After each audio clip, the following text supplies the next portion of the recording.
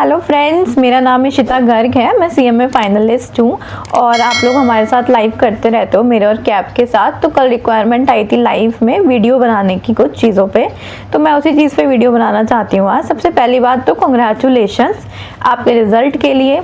जो लोग पास हो गए हैं उनको तो पता ही है कि नेक्स्ट स्टेप क्या है, बट जिन लोगों का रह गया है कोई बात नहीं, उन लोगों को ऑल द बेस्ट। क्यों? क्योंकि उनका जून 26 में क्लियर हो जाएगा। अब सबसे पहली बात, जिन लोगों का ग्रुप 1 क्लियर हुआ है या सिर्फ ग्रुप 2 क्लियर हुआ है उनके लिए तो क्लियर है कि अब उनको नेक्स्ट ग्रुप की प्रिपरेशन करनी है, ठीक है। बट जिनका रह गया है कोई एक ग्रुप देने के बाद, सबसे पहली कंफ्यूजन तो ये है कि उसी ग्रुप की तैयारी करें, या फिर दूसरी कंफ्यूजन ये है कि दोनों ग्रुप साथ में दे दें, तीसरी कंफ्यूजन ये है कि क्या करें। मेन तो यही है ना। तो सबसे पहली बात, अगर आपका ग्रुप 1 निकलने में सिर्फ थोड़े से मार्क्स रह गए थे, लाइक आपका एवरेज 180 अगर क्रॉस कर गया है, तो मेरे अकॉर्डिंग आपको बोथ ग्रुप की तैयारी करनी चाहिए जून के लिए। बट अगर आपका एवरेज 180 से भी कम रहा है, या कोई एक ऐसा सब्जेक्ट है जिसमें आपके मार्क्स 35 से भी नीचे हैं, तो अभी मेरे अकॉर्डिंग आपको सिंगल ग्रुप की ही प्रिपरेशन करनी चाहिए, चाहे वो ग्रुप 1 हो चाहे वो ग्रुप 2 हो। लेकिन अगर आपके मार्क्स 180 क्रॉस कर गए हैं और एवरेज आपका बहुत बढ़िया था, या फिर आप 195 196 पे ही हो, तो आपको बोथ ग्रुप की तैयारी कर लेनी चाहिए। वैसे जो मेरा सजेशन ना हमेशा यही रहता है कि रिजल्ट का वेट मत करो, एक ग्रुप वाले दूसरे ग्रुप की तैयारी चालू कर दो पेपर होते ही, ताकि अगर रिजल्ट बाय चांस रह जाए तो आप नेक्स्ट अटेम्प्ट में बोथ ग्रुप दे दो। बोथ ग्रुप में क्या होता है कि एक ग्रुप तो निकल ही जाता है, जो चांसेस होते हैं, और अदरवाइज एग्रीगेट जो आपको होता है वो सेटअप हो जाता है। लाइक इस बार अगर कोई बच्चा 195 पे रह गया, बट अगर उसने बोथ ग्रुप दिए होते और दूसरे में 205 आया होता तो उसका क्लियर हो जाता। तो ये चीज़ करो, बोथ ग्रुप की तैयारी करो। और जिन्हों के दोनों ग्रुप क्लियर हो गए हैं, जो स्टूडेंट्स के, उन्हें क्या करना है, उन्हें इस टाइम अपनी उन्हें इस टाइम अपनी ट्रेनिंग की तैयारी करनी है। ट्रेनिंग की तैयारी कैसे करनी है, आप लोगों को ज़्यादा कुछ नहीं करना है। जो आपने अभी तक अपना स्टडी किया है, जैसे कि जीएसटी के बेसिक रूल, इनकम टैक्स के फॉर्म, जीएसटी की डेट्स हो गई, या फिर क्वार्टरली डेट्स और रिटर्न की डेट, सब कुछ, और थोड़ा सा कॉस्टिंग के बारे में, standard costing, marginal costing, formula, ठीक है। नेक्स्ट जो सबसे इम्पोर्टेंट स्किल्स है वो है आपकी एक्सेल। कंप्यूटर स्किल्स में आपको कंप्यूटर चलाना खोलना आना चाहिए, एक्सेल आना चाहिए आपको, वो मस्ट है।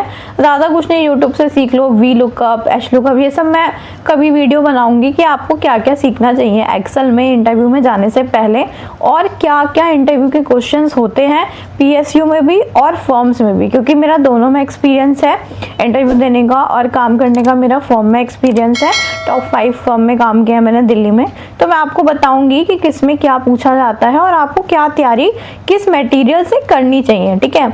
अब रही बात कि आप ट्रेनिंग के लिए अप्लाई कैसे करो। देखो, जो रैंकर्स होते हैं उन्हें मोस्टली मेल्स आ जाता है, बट नहीं आता है तो आप जाके अप्लाई करो। आप अपने रेज्यूम बनाओ, एक अच्छा सा 1 पेज रेज्यूम बनाओ बस, ठीक है।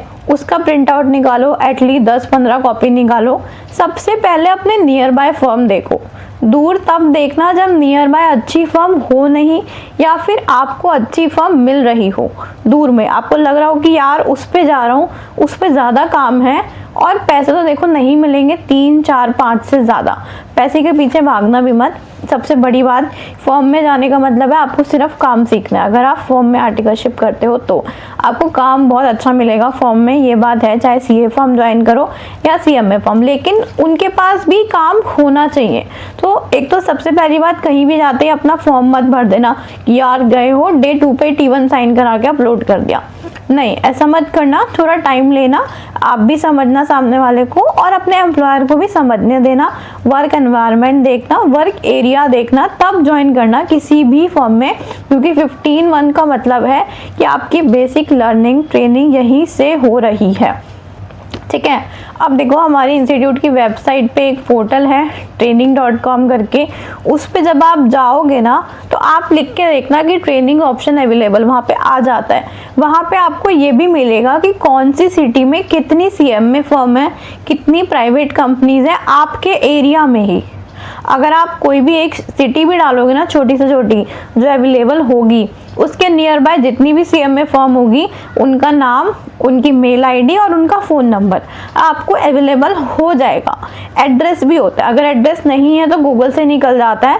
पहले आप मेल या कॉल ट्राई करो, अगर आपको वहाँ से रिप्लाई नहीं आता है फिर आप जाओ नेक्स्ट स्टेप पे, क्या अपने रेज्यूम का प्रिंट निकालो, उनके पास जाओ कि सर क्या यहाँ पे ट्रेनिंग अवेलेबल है, मेरा अभी इंटर क्लियर हुआ है, मैं ट्रेनिंग के लिए देख रहा हूँ।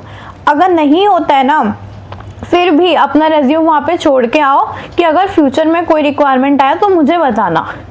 मैं अगर आप 10 फॉर्म में भी जाते हो ना तो 2 फॉर्म ऐसी होती है कि वैकेंसी इस टाइम रिजल्ट के बाद आपको मिल ही जाएगी, क्योंकि रिजल्ट से पहले बच्चे काफ़ी छोड़ देते हैं आर्टिकलशिप की, चलो अब हमारी हो गई है, या ब्रेक पे चले जाते हैं या ट्रांसफ़र ले लेते हैं, तो कहीं ना कहीं आपको मिल जाएगी।